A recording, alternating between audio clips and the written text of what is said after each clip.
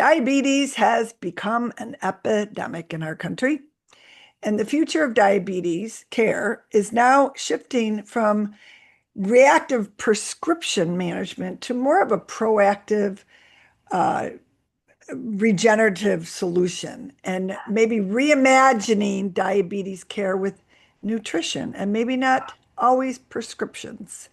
So today Correct. we have the pleasure of having Dr. Paul Dabney, who earned a doctorate degree in naturopathic medicine from Kingdom College of Natural Health and Medical Training at Southwest College of Naturopathic Medicine. He earned two master degrees, one in science education from Arizona State and the other in public health epidemiology. I know I pronounced that wrong. With an Epidemiology, you're right. thank you, with an emphasis in infectious disease from Walden University. He holds a bachelor's degree in microbiology from Ohio State. He is also the owner and CEO of the Center for Natural Health and Optimal Wellness, a 10-year-old integrative naturopathic telemedicine consulting practice in Decatur, Georgia. And he continues to provide patients domestically and internationally with natural drug-free services. He specializes in the following: diabetes management, memory impairment and dementia, immune support after your cancer diagnosis, digestion disorders, thyroid imbalances, and managing diabetes and high blood pressure. Public health education, disease prevention, and investigating abnormal and unexplained diseases. A lot in one breath there. Right. Yeah, for sure. Dr. Dabney is seasoned professor of 20 plus years of professional and 20 plus years of teaching, medical writer, clinical research, infectious disease outbreak investigator, and medical experiences are supported by his work at the Centers for Disease Control, also known as the CDC, and Prevention, Food and Drug Administration, the FDA, and Michigan State University of Veterinary Medicine, U.S. Army Medical Corps, and an adjunct professor of several naturopathic educational institutions. He lives in lovely Decatur, Georgia, and enjoys writing for science magazines, traveling, spending time with his wife, Dr. Andrea Dabney, who's an MD, and their two beautiful daughters, Alexander and Annalise. And of course, we never want to leave our pets out. And he's got a Dead. pet dog, Teddy. My pet dog, Murphy, is sitting right next to me. And if you saw his long bio, it's a lot more I information on him. know. It is. It's wonderful, Dr. Paul, because I read through it. I'm like, oh boy, this is so much information, which I love. I love talking to people like you that is in the industry, but coming from the naturopathic angle. And let's dive straight in because you didn't just walk into this occupation. This is No. a long history of where and how you got here. I'm so curious for you to let us know. Sure. So I got into naturopathic medicine. It wasn't by chance per se. It started off in two places. It actually started off at home. My mother, her grandfather was a Native American medicine man, a Cherokee Nation. So she learned a lot from him. And she eventually passed. She used a lot of her different practices at home. Come from a large family. She just said, I don't have time to take you all to the doctor all the time. You We were said very, Cherokee Nation yeah. too, part Mhm. African American, part Cherokee. Correct. We're out of just out of curiosity. We have a very big Um, reservation I here. think So, her family actually, I think he came from, I think California oh, okay. area. I was just curious. California. That's where my mom grew up. Okay. But I saw her do some things, as far as healing. And I was always a very curious person. I was always asking why. That's kind of like my middle name, asking why. And Mm. she was like, well, I don't know. I just know that it works. But I was always so curious how things healed very well and never had any problems. So as I got older, she would, show me different things and tell me different things. But I was into the hardcore sciences. I wasn't into naturopathic medicine. During the 70s, it was kind of unspoken. You didn't really, Hmm. no one talked about it, but she says, no, you're going to need this in the future. I'm like, yeah, yeah, whatever. So I eventually got into microbiology and then got a degree in that, start working at FDA. And our science advisor, he got sick. He was in China somewhere, middle of nowhere, and got sick. And they nursed him back to health just using herbal medicine. So he got back. He goes, well, I want you to do some research on these green teas, green and black tea, and see if they have any antimicrobial properties. Like, what am I going to do with all this? Just do it, you know. So I found out there were some Wow. antimicrobial properties, and I said, okay, there's a little bit of truth in what their old wife tells and stuff like that. So eventually, I got into antimicrobial research at CDC, dealing with uh, pretty much enteric diseases, infectious diseases of the gut, and looking at the resistancy and sensitivity toward antibiotics. And that's when I started looking at, we're running out of room. We're running out of space as far as we're producing more resistant bacteria than what we have drugs for. So that made me kind of think about, well, what can I do based on the information? I can't just drink green tea and black tea all the time. So my wife went off to medical school at Michigan State. So I went to Michigan State with her and basically worked at the School of Veterinary Medicine, doing the same thing, doing the research with the antimicrobial resistancy, but looking at animals and humans. And I told her, I says, I want to do something with this. I want to go to a naturopathic medical school. She was like, well, I don't know how you're going to do that. Where I'm here in Michigan.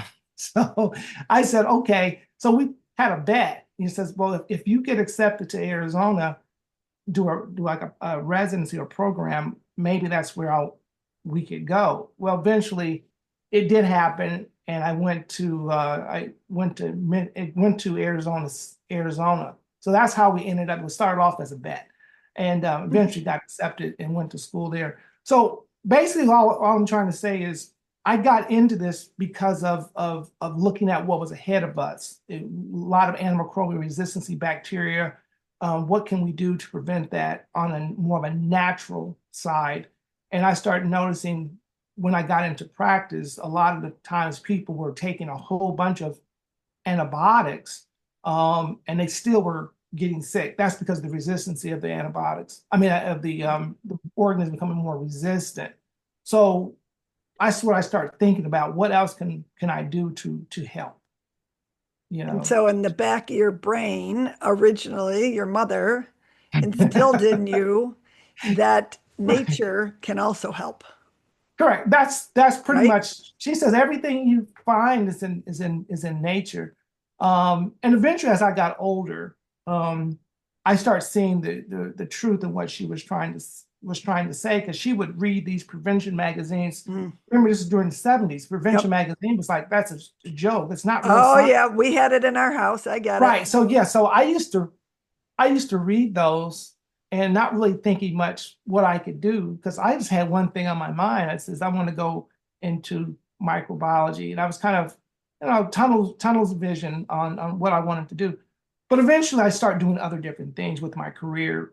But eventually, after everything kind of smoke kind of cleared, I eventually end up in naturopathic medicine, and I felt comfortable there because it answered a lot of my questions, that I had in my head. What else can we do other than bacteria? What else can we do to help with cardiovascular disease, diabetes, heart disease, different things like that that most people weren't thinking about at that particular moment in time And still today, a lot of people until aren't aware of it, really. until until today. I Yeah. mean, modern medicine, I mean, we can't live without it, and Correct. Correct. antibiotics and so many other great things about it. But what I've seen and heard from so many people just like you is that the medical industry, the medical schooling industry Mhm. has really focused on pharmaceutical drugs, not necessarily prevention or finding ways to help the body heal. It's all about, okay, here's what's wrong with you. This is the medicine you're going to take. And what I've been told is Right. in traditional medical school, you get 6 hours of health care or preventative care or whatever Right. they want to call it. And everything else is pharmaceutical driven, which Correct. makes sense because Correct. the books are written that way because supposedly they're also financed by the pharmaceutical industry. So it's one whole big vicious circle. Nothing against all the pharmaceutical drugs out there. The problem is that that's not the only thing that could Right. potentially Right. cure or heal the body.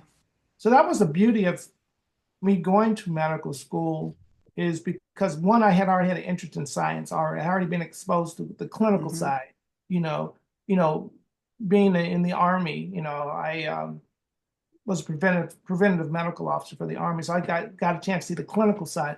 But still, you see a lot of things that could be changed, and needed to be done.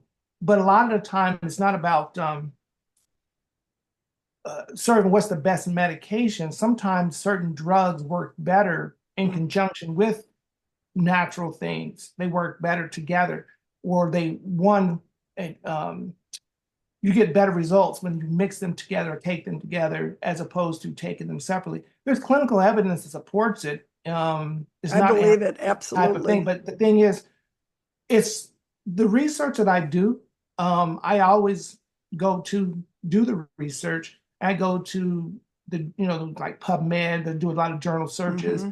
The information is there. It's always been there. It's just the fact of no one's really not tapping into that.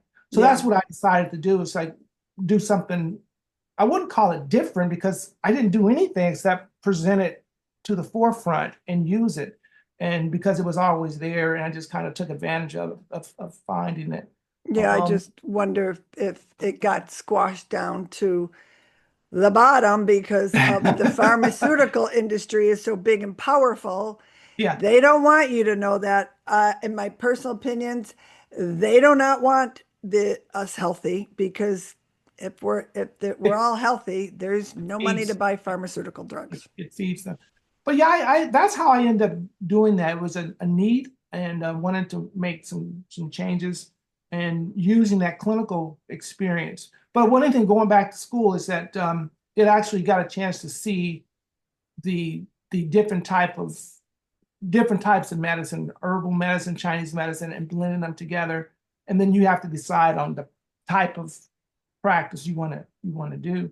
Yeah, I love Um, it. I love that you have this whole big, big picture of almost everything. You've I really. try, I try, I try. I hate to see a lot of people sick, and I do try to find Mhm. different ways. Sometimes it doesn't, it's not a cookie cutter approach where it works. One thing may not work for another person. One works better, together.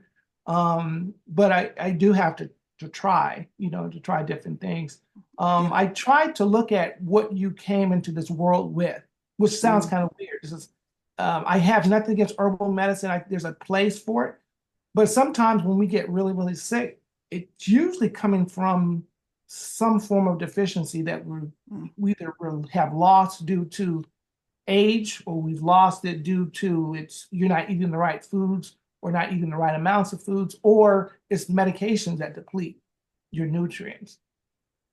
So Interesting. I said, no, if I have to, I will use herbal medicine, but I usually my go-to would be what is missing, what's throwing your system out of balance, what's throwing it out of balance. And there are diseases naturally will throw your system naturally out of balance. And then when you stack on medications from this disease, every drug, when they pharmacology, when they do the studies on these different drugs, they have to do their study on nutrition interactions or nutritional depletion. That's part of their report. So every drug that you take, they have to study that and figure out what's it called. And that's one of the things they look at the side effects. But nobody really looks at that. They just they're not looking at if I take this particular side effect is going to happen to me. But if I take this medication, what nutrients am I going to be losing when in the process? And some of them are double-edged swords. You're taking this Yeah. drug You that's need supposed to help it. you for one thing. Let's say use, for example, like statin drugs. Not all statins, but some statins. All statins are designed to help lower your cholesterol.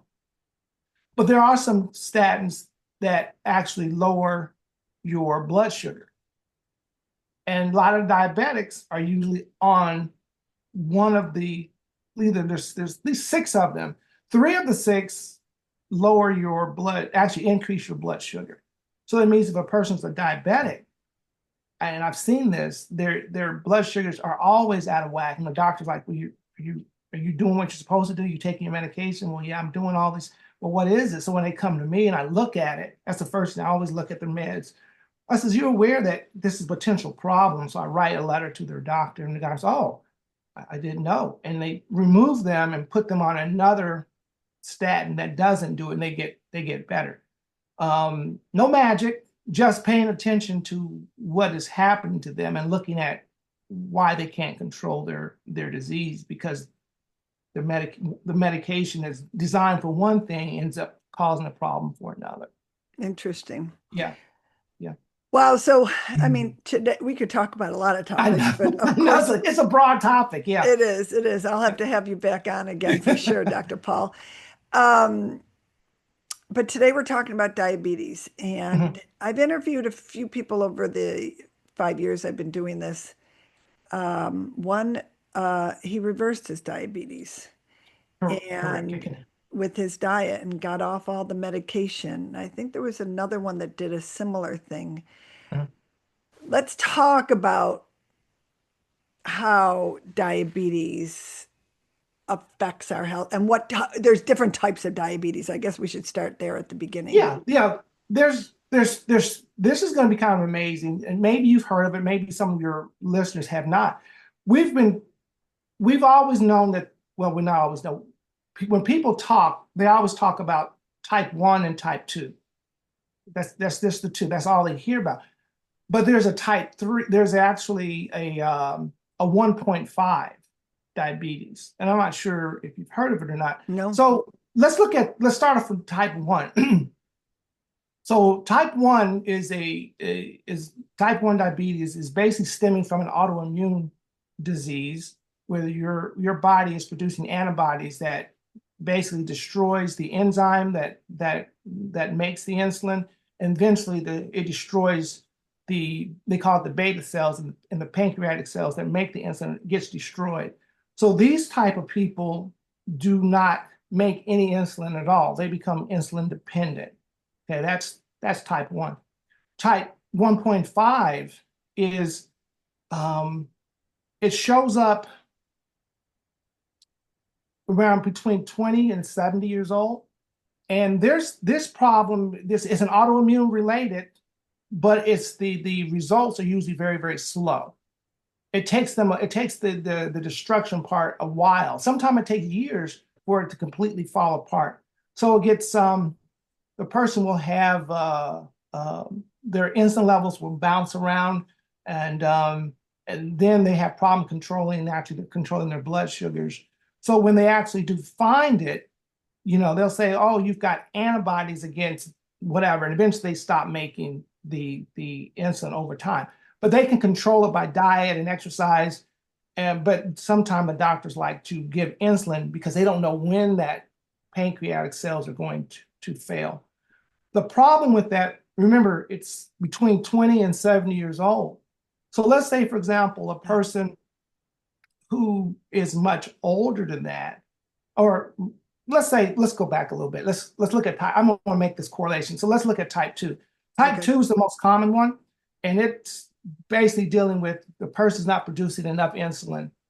And they may have to control it by diet, exercise, or insulin itself. Now, the correlation I'm trying to make is if a person is, like, say, 7 years old. This is based on an actual event, one of my patients. Patient's 7 years old. And naturally, the person's much older. They naturally don't fit the type 1. And they just didn't do any testing for at all. They just said, "Oh, you're 7 years old, you're diabetic." And they just classified this person as a type 2. Didn't do any testing, autoimmune testing at all. But why would they? They should have, because they're based on the age. So I got the blood work back, and the results were all kind of weird. I says, did you guys not do a C-peptide test, which is basically to look at, is this person making enough insulin? And that was weird. And it fluctuated all the time. I was like, why don't you not do an autoimmune disease test where you're looking for the antibodies against, the enzyme? And they're like, well, why would I? It's like, because these results are kind of strange. And maybe he could have a 1.5. And these are endocrinologists. So they're like, what do you mean? I says, it's possible he might be living in two worlds. So check the antibodies. So it definitely came up positive for the antibodies, and his insulin levels were all out of the place until they started to control it. But eventually they had to put him on, give him insulin shots. He had to, because remember, if he's now living as a 1.5, but we don't know if his pancreas is going to fail or not. If we want to make sure he has enough insulin to support himself. So that's why he did it. So the moral of the story is you got to look at the person's age per se, but look at other different factors that may be influencing those oddities, those odd results that this person was having. So anyway, those are the three types. What's the most dangerous one? Is it one? Type 1 would be probably the most dangerous one, because you're not making any insulin at all. Okay, that's what I thought. The other one is making some insulin, but you don't know when it's going to fail. Type 2 is they're not making enough insulin, but we can kind of control this depending on how far along the person is. So I would think type 1 would be the most dangerous because no insulin production, plus the person's much younger. That usually happens among children and that's right. What, isn't there a type 3 and 4? There is a type 3. That's another one they don't really talk about. That's usually dealing with the brain. That's what they're calling Alzheimer's. They're calling Alzheimer's a type 2 or type 3 diabetes, because they just found out not too long ago, I can't remember, that getting sugar into the brain, they didn't think it was insulin dependent. Part of it is insulin dependent. So that means that you can still have the same problems as a person that's a diabetic and not get enough insulin, not enough sugar into the brain. And we can bypass that by using ketones. The brain loves ketones more than it loves sugar. Plus, ketones are more effective as far as it's more cleaner. Doesn't produce a lot of excess junk as sugar. What is a ketone? Oh, a ketone is a byproduct of a fat breakdown. When your body is put it this way, when your body has run out of resources, let's say carbohydrates, it's run out of a lot of different resources to use for energy, its next step would be taking fat and convert it into energy. And the byproduct of that is a ketone. Now, I know when people think, well, you've heard of ketoacidosis, that's an uncontrolled breakdown. For a diabetic, let's say a diabetic person forgot to take their insulin, or they couldn't remember to take their insulin. Well, the body has all this excess sugar, but it can't get it into the cell. So it's starving, at least it thinks it's starving. This goes on for a long period of time. It'll start breaking down fat. It has no other choice. It's just with fat is the most readily accessible. So it starts breaking down fat. And that excess amount of fat turns into ketones. It's an excess. That X amount of ketones is almost like it's very acidic. So let's call it ketoacidosis. And that it can create a lot of problems with breathing, the organ function, how the kidney has to process all this waste. Yeah. So that's another question. What about, I hear all the time, pre-diabetic? Pre-diabetes is basically natural. You're living in kind of straddling the fence. That means that you are getting rid of a fair amount of your sugar, but you still have some lingering around. So basically you're not making best use of it. So to my understanding, in that particular situation for pre-diabetes, is it most likely start off very subtle. It starts off with insulin resistant, okay? Where insulin resistancy is when your receptors, you have receptors that basically the insulin binds to and helps bring in the sugar. Well, if you keep hitting something, keep hitting it over and over and over again, those receptors become damaged, and the body doesn't get the signal to open up the door and let the sugar in. I call it like I use the analogy, if a person was coming to your door every day and knocking at your door. Let's say the first day you knock, you open it up. Oh, hey. Second day they keep knocking, same person. After the third or fourth day, you hear the knocking and you're not going to open the door because you know that's person that you don't want to see. It's the same person doing the same thing over and over and over again. Eventually, you're not going to open the door, and that's how these stages, I think, start with insulin resistance, that the body doesn't recognize it anymore. It doesn't get the signal. And now you start having resistancy of opening the door to let the sugar in. Yeah. So that's kind of the analogy I like to use for that. All right. So diabetes explained. How about what's affecting? I know the environment is very something I talk about a lot, and what we come in contact with every day, whether it's in food or the environment. And you also mentioned the current economy too can have an effect on this. Yeah, that's a big thing with our economy. The way it's going, people are losing their jobs. People are still trying to get better health care, especially the elderly. They're not sure what's going to happen to them. It creates a lot of fear. It creates a lot of anxiety. It creates insomnia. It creates a lot of negative things. Well, these conditions that I just described are precursors for diabetes. Not saying people have a lot of anxiety and they don't get diabetes. It's kind of like you have to have a lot of stuff in alignment. And one of the things is when you start having these different things where you don't have a lot of money, you start making poor choices, maybe because you don't have a choice. You can't buy these healthy foods. You start eating what's available, and what's available that's cheaper may not be the best thing for you. So they'll start doing all these different things. And the aspect of sleep or not getting enough sleep because they're worried about their job, that creates cortisol. So cortisol is a hormone that's produced by the adrenal glands, and it's a fight or flight type of thing. And it starts off very subtle. I'm scared, I might lose my job. And at nighttime, when your cortisol levels are supposed to be low, you're up thinking about these different things, and your cortisol levels go up. When your cortisol levels go up, that creates a sugar spike. And because your body, the body's thinking that you better get up. You're just sitting there, get up.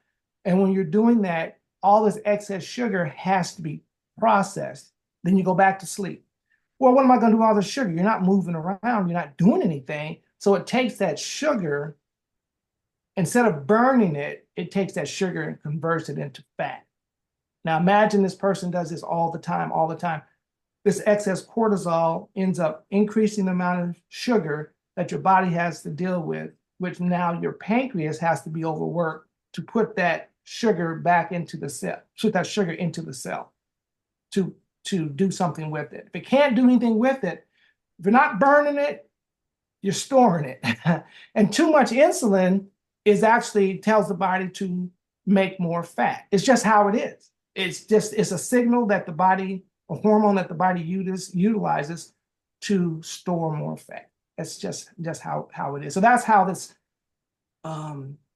stress, anxiety, all those different things amplify your sugar levels. And then plus poor eating habits, making bad choices, drinking alcohol, all these different things kind of compile over time. You run the risk of developing, becoming a pre-diabetic. Pre-diabetes is very subtle. You don't really have the symptoms of being a diabetic. If you are, they're very mild. And then next, you look at your A1C. Your A1C tells us what your blood sugars have been doing for the last 3 months. But that can change. You could be fine for 3 months, then not fine for 3 months, and it keeps fluctuating. These sudden changes, fluctuations up and down, sets the stage for insulin resistance. that knocking at the door I was telling you about. Yep. Now it's getting louder and louder and louder. Your body goes, I'm not going to do that. And next you know, your pre-diabetes now becomes a full-blown diabetic if you don't do something about it. Wow. And it's subtle. Remember, I said it's very subtle. So, Yep. Yep. yeah, yeah. So you can have normal blood sugars and still be running the risk of being a pre-diabetic. And, yeah. And what about the environment? The environment, what I was looking at as far as the environment goes, I was looking at the environment of just the stressful environment. Oh, okay. That's what I wanted to clarify. But if you think about this,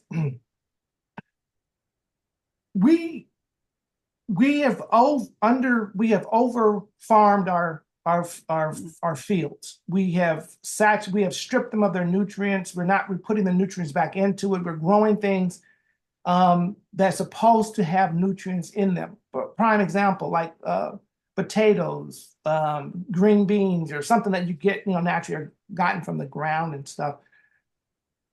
We're supposed to be getting the nutrients from the surrounding area that the fruit, the vegetable, the fruit is supposed to be absorbing.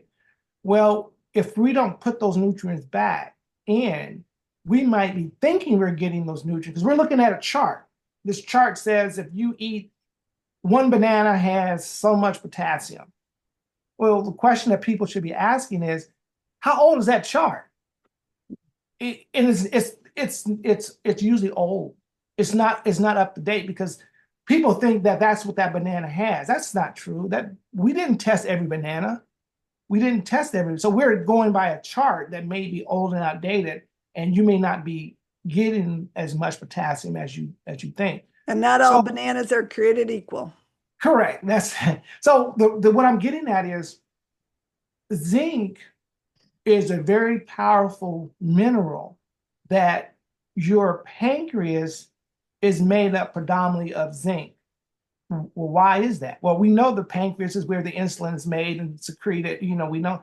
So they found out, they knew this back in the 50s, but no one didn't know exactly what to do with that information. Well, they found out that zinc is needed to make insulin, and we need that zinc to secrete it. So my theory is, what if diabetes or even pre-diabetes is nothing more than a zinc deficiency that nobody is checking? Think about it. And there's other different factors that vitamin D helps with stimulates the pancreas to not only behave normally, but to make and secrete insulin.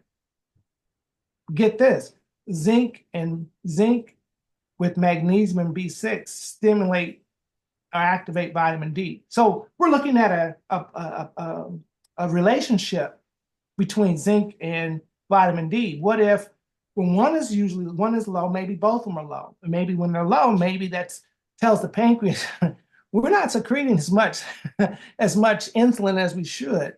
And next, you start with this pre-diabetes thing, and after a while, it goes into a full-blown diabetes. That's just looking at nutrients and what they're doing and how it influences the pancreas or the pancreatic cells. Well, and then the majority of the people that do get diabetes are put on some type of prescription as Yes, opposed ma'am. to choosing other routes. And what's your feeling on that? As far as taking the medications? Yeah. And what impact? Well, the medication, when I look at it, the medications are there for a reason. The doctors are not looking at it from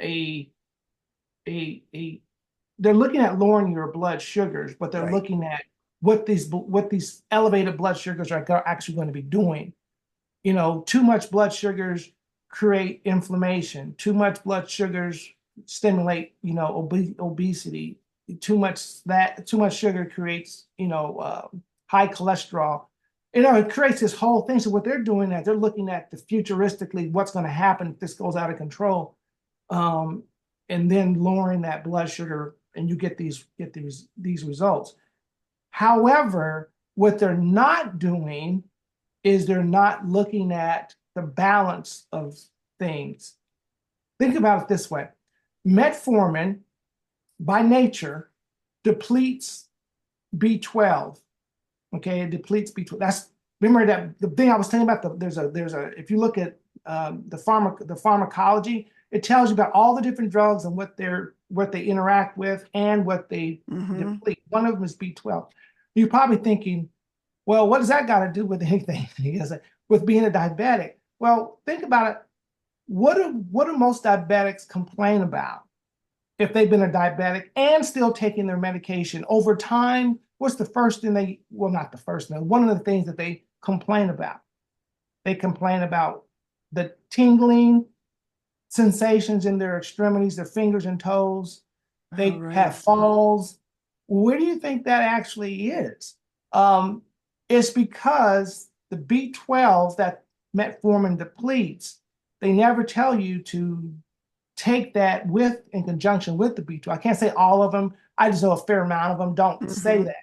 So next thing you know, they says, well, what's caused? Oh, it's your blood sugars are out of control. Well, maybe not. Maybe this person's blood sugars are somewhat in control, and they're taking their metformin, they're exercising, they're doing all these different things. But the neuropathy is there. Well, what it is that over time, their B12 levels start to go down because they're not replacing it. The metformin is depleting the B12. So that's where that's actually coming from. Another interesting thing is that indirectly, B12 helps make nitric oxide. Okay, nitrous oxide is this gas that comes from nitrates.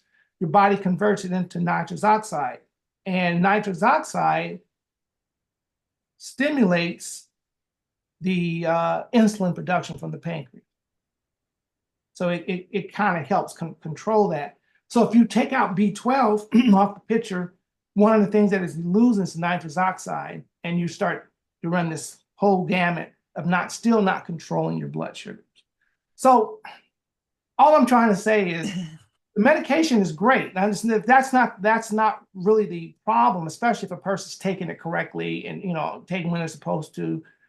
The problem is not advising their patients to put them on a multivitamin that has methylfolate and methyl B12, because methylfolate and methyl B12 should never be taken separately. They work better together as a team as opposed to as an individual. So between supplements and dietary changes, the bottom line is diabetes can be controlled or prevented or reduced, correct? I think it's both. I think it can be prevented and controlled. Prime example, I have a patient right now, the same patient, 7-year-old person, couldn't get their blood sugars controlled at night. You wake up in the morning, blood sugars all over the place, taking his meds. What's up with that? I don't know. Well, you sure you're doing it right? I was like, look, what is happening at night? What's happening? Remember, I was telling you that the cortisol levels go up and stuff like that. So I says, what can I do? The doctor's just saying that you need to take your medication at this particular time. I says, okay, that's true. But what you should be doing is taking some things that help stabilize your blood sugars while you're sleeping. Because remember, your blood sugars they go down a little bit, but you still don't want your blood sugars to go down too far, because it'll wake you up to stimulate, to tell you that we're running low, we're running out of gas. So what you do is, what I told him to do is, in order to stabilize your blood sugars, whether you're awake or not, you need protein, you need good fat, and you need fiber, and what else? Protein. So I know there's one more thing, but basically take a Granny Smith apple. Could be any apple, but I like Granny Smith apples because they're tart. It means they're low in sugar. Okay, so you don't want a lot of sugar. Put a little bit of butter on it, peanut butter on. That's your protein. Part of the apple is your complex carbohydrate. That's what I was looking at, the carbohydrate. The main thing. And the skin is the pectin, which is your fiber. And I'm like, what's that got to do with anything? Well, what it is, it stabilizes the blood sugar. You're not creating this huge insulin spike. And that's what was happening to him. His blood sugars were spiking while he was sleeping because his blood sugars had gotten so low. So when your body starts running low, it has a fail safe. It's called glycogen, and glycogen is a stored sugar in the liver or in the muscle, and it says, okay, we're running low, open up the good stuff, and it ends up increasing the sugar. Well, you're not doing anything, so now all this excess sugar is floating around, and it gets your blood sugar spiked by the time you get up. So basically what it is, give your body something in small quantities to decrease the blood sugar spike. And right now he's doing fine. Does he eat that apple before he goes to bed? Is that what you? His well, he used to. Now he doesn't. He doesn't really need to because now his blood sugars are stabilized because he's doing some other different things that I was telling him to do. One, increasing your nitrous oxide. That's critical. That opens up the blood flow, helps stabilize or increase his insulin, even though he's on insulin, but your insulin levels run out eventually. I mean, you're eating different things, your insulin levels are going to be bounced all over the place. So all I'm doing is getting his body back to where it's becoming more stable, but not flooding him with a whole bunch of stuff. So he still does his exercises, he still carries a normal life, he still takes his insulin shots, but they've reduced his insulin. So he doesn't have to. This is the same person I was telling you about. They don't know sure if his pancreas is going to fail because of him being a type 1.5. Right. So I'm stabilizing him, keeping him where he needs to be. He eats the blueberries, the antioxidants. He does. I try not to give him a lot of supplement because he doesn't want that. And I says, okay, let's do a more natural way. Here's what you need to eat. And people like that. And supplements get expensive. I mean, they do. Yeah. But now we have stabilized him, so we've got him where he needs to be. These are all great, great Yeah, advice, great right, things for people right. to pay attention to for sure. I'm not a nutritionist, so I don't have, I didn't go to school for that, even though Right. nutrition was part of my program. But I just pay attention to what the body needs. It's the biochemistry behind it. I love the biochemistry behind it because it tells a story. This is what everybody has, but sometimes we lose the chemistry a little bit. We need to get that back. Yeah, we all have our own blueprint. You just have to Right. figure out how to read it. Right, right. Yeah, it's interesting, very Yeah. interesting. And paying attention to that blueprint and what messages it's telling you. Our Right. bodies are amazing. They really are. And they do send us messages. I Well, my mean, mom, her saying was, this is what she always said. She says, listen to your body talk. And mm, we were kids. She would say that, but what are you talking about? That's stupid. yeah, That's crazy. She was like, you don't understand. When you get older, you'll start to understand that your yeah, body does talk to you. You have to find either you interpret it or you have to find someone else that's going to interpret it, yeah, for you.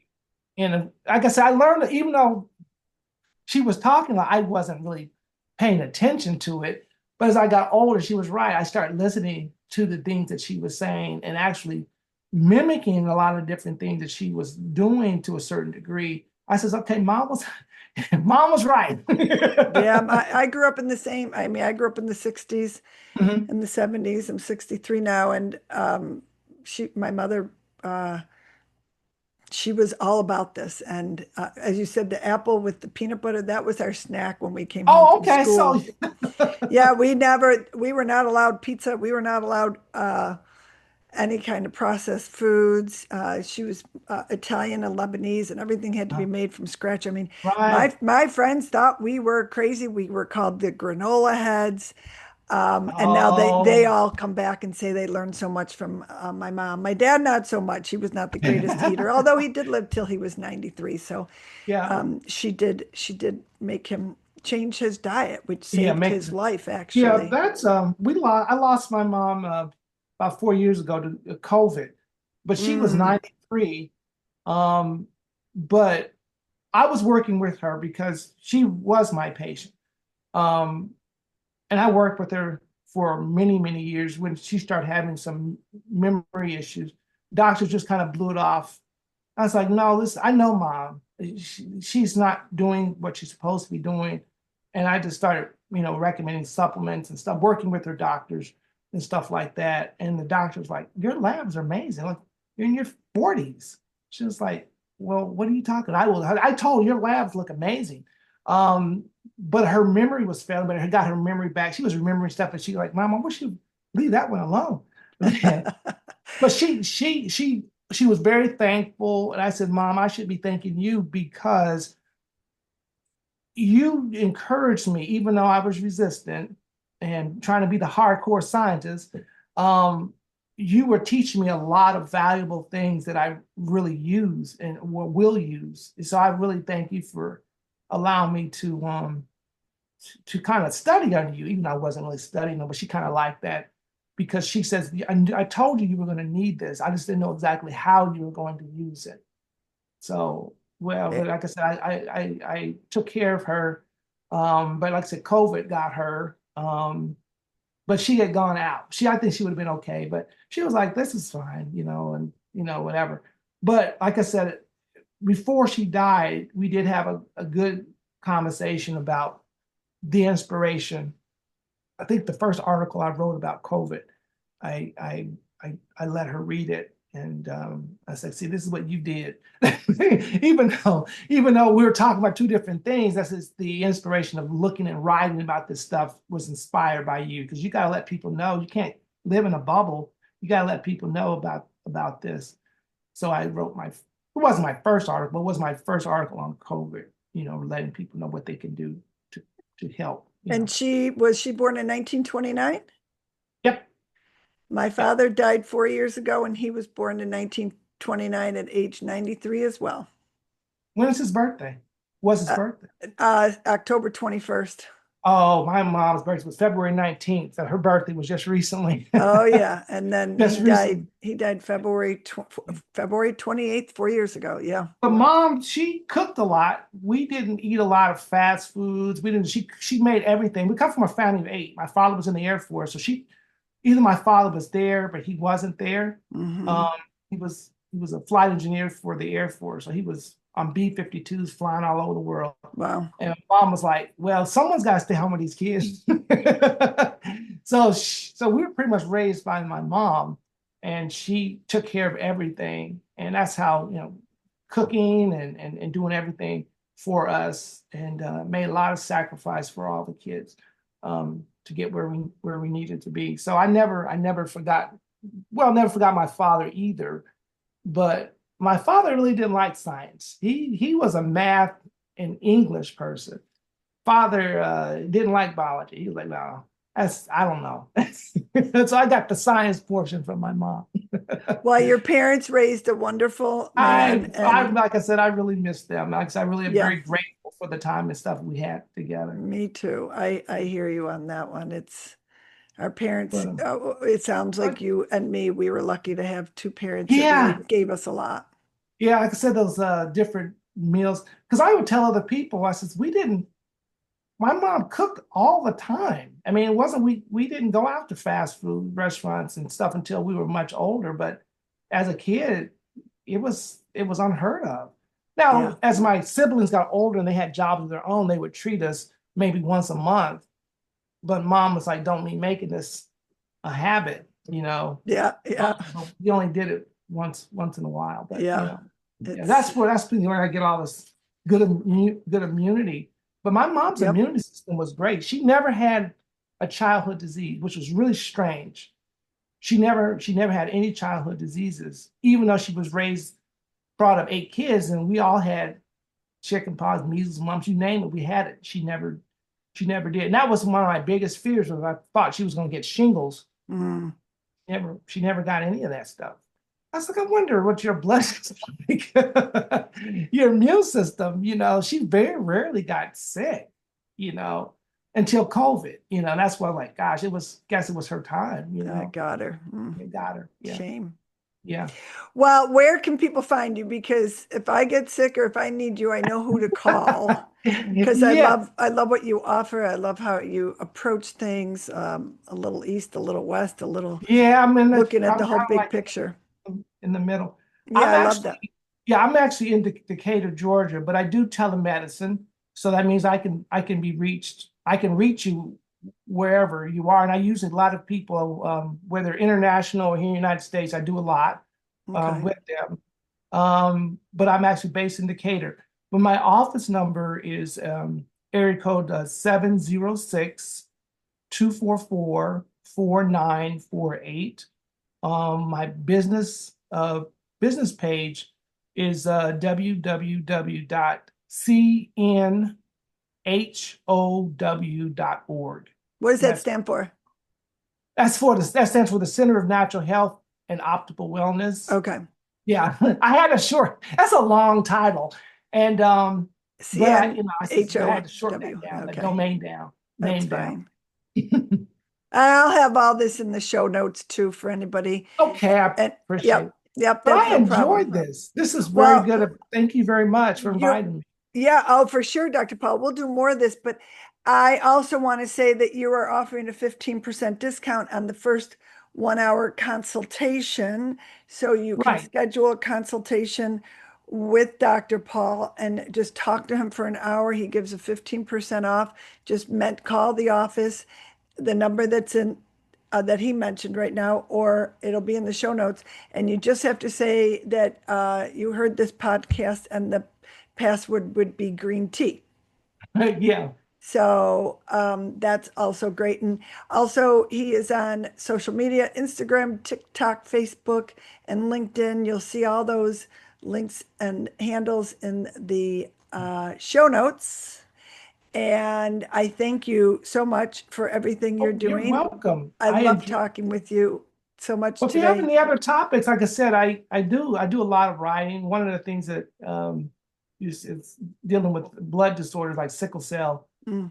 thalassemia, some of the different things I write about. Work with a lot of sickle cell patients. Well, we Uh, will get you on again for sure. okay, I've had repeat people that I've had totally different topics. There's so much we could talk about. So right. I we understand. we will I understand. definitely schedule something down the road. And I really appreciate your time and your Thank you. knowledge. And I congratulate you on everything you're doing. I know you're helping so many people out there live a I much appreciate healthier life, and they don't necessarily have to go down the path that they're Right. on and create a different path and to help them live a much longer and healthier life. So thank you.